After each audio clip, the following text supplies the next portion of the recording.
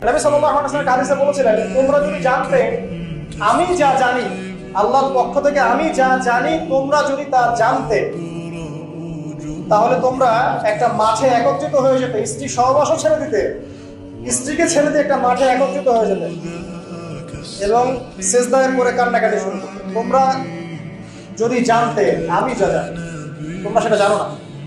তো বেশি হাসাটার কুফল কি? নবী সাল্লাল্লাহু আলাইহি ওয়াসাল্লাম বলছেন, ফাইন্নাহু ইউমিতুল কলবা। এটা ওই যে কলমের কথা বললাম, কলমের যত্ন নিতে হবে, কলমকে মেরে ফেলবে। বেশি বেশি হাসলে কলমকে মেরে ফেলবে।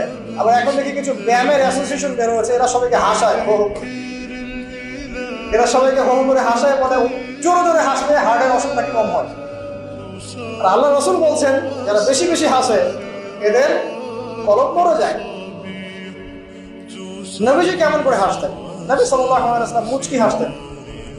তিনি হাসতেন, এমনকি বলা হয়েছে হাদিসে, নিজের দিনী ভাইয়ের সাথে, মুসলিম ভাইয়ের সাথে হাসি মুখে সাক্ষাৎ করলে নেকি হয়, আমার নামে নেকি লেখা হয়।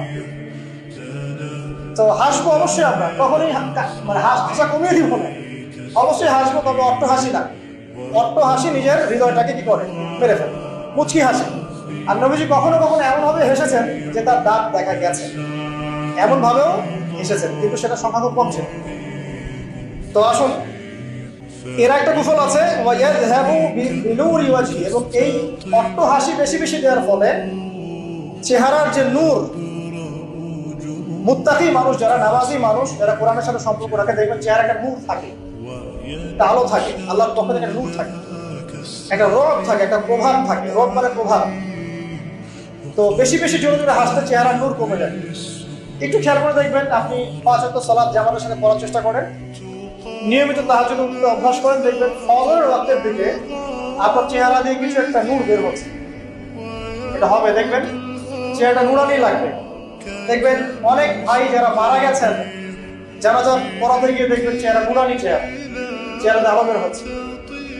আর মানুষ যত বেশি পাপ করতে থাকে, চেহারার নূর তত কমতে থাকে, চেহারার নূর তত কমতে থাকে।